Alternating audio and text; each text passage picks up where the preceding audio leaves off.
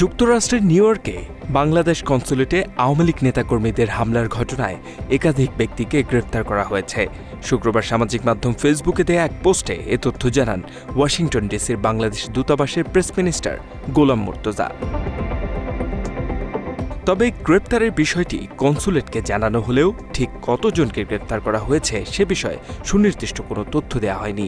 তবে বাংলাদেশের press minister জানান, যুক্তরাষ্ট্রের তদন্ত প্রক্রিয়া সময় সাপেক্ষ হওয়ায় ২৪ আগস্টের ঘটনায় অভিযোগ দায়ের করা হলেও এখনও মামলা হয়নি।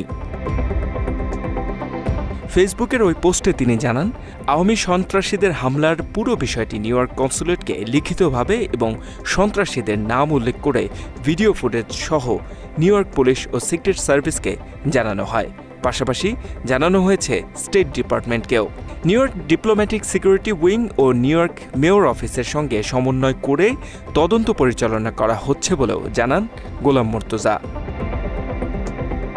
তিনি আরও জানান, তদন্ত সম্পন্ন হলে নিউ ইয়র্ক কনসুলেট ও দূতাবাসকে সুনির্দিষ্ট করে জানাবে যুক্তরাষ্ট্রের তদন্ত সংস্থা।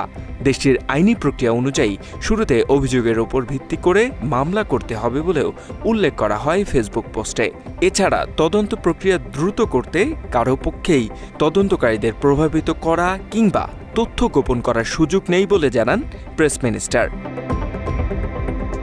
এদিকে নিউ ইয়র্কে বাংলাদেশ কনসুলেটের কনসাল জেনারেল মোজাম্মেল হক জানান, যথাযথ তদন্তের মাধ্যমে গ্রেফতারকৃতরা দোষী সাব্যস্ত হলে সর্বোচ্চ ৩ বছরের সাজাপ্রাপ্ত হবে।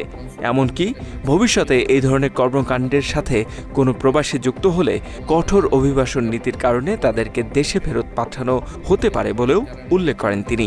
বাংলাদেশ সময় শুক্রবার রাতে ডক্টর কনক সারোয়ারকে দেয়া এক সাক্ষাৎকারে তিনি এসব কথা জানান। আমেরিকার অভিবাসন আইন যে পরিমাণ কঠিন করা হয়েছে, তারা যদি এই ধরনের ঘটনার সাথে জড়িত থাকেন, আমেরিকার বিভিন্ন সংস্থাগুলো আমাদেরকে কনফার্ম করেছে যে তাদের বিরুদ্ধে ব্যবস্থা নেওয়া হবে এবং প্রয়োজন বোধে কঠোর তাদের অভিবাসন নীতির কারণে তাদেরকে দেশে ফেরত পাঠিয়ে দেওয়া হবে।